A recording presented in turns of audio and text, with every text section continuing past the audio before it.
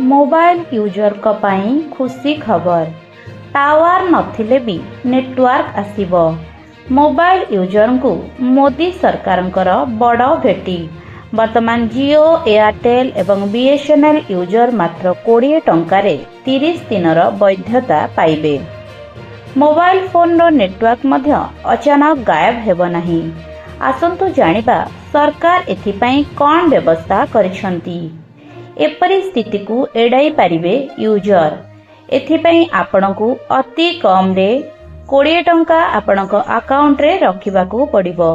एहार अर्थ आपण जदि 90 दिन पई कोनोसी सिम कार्ड रो कॉल करूनाहांती कि मेसेज करूनाहांती तेबे आपणक अकाउंट रो मात्र 20 टंका ही कटिबो एवं आपणक सिम कार्ड रो वैधता 30 दिन पई वृद्धि कराजिबो।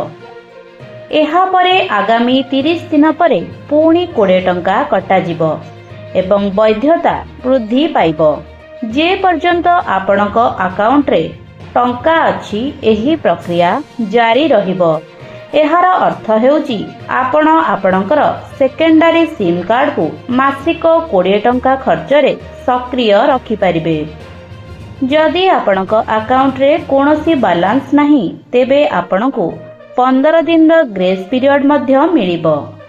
एही 15 दिन मध्य रे रिचार्ज न कले सिम कार्ड निष्क्रिय होई जिवो।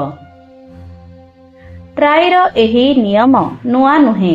मार्च 2013 रे ट्राई एही नियम जारी करथिला, किंतु टेलीकॉम कंपनी गुड़िक एहाकू अनुसरण करुनथिले। जियो एयरटेल एही नियम विषय रे निज वेबसाइट रे सूचना देइछंती। तेबे आपण जानिबा उचित 20 टंका बैलेंस हेतु सिम सक्रिय रहिबो। एथिरे इनकमिंग आउटगोइंग कॉल और अन्यान्य सेवा गुड़िकर वैधता सहित कोनोसी संपर्क नाही। एहार अर्थ हेउची सिम कार्ड 20 टंका पई सक्रिय रहिबो, किंतु आपण अन्यान्य सेवार लाभ उठाई परिबे नाही।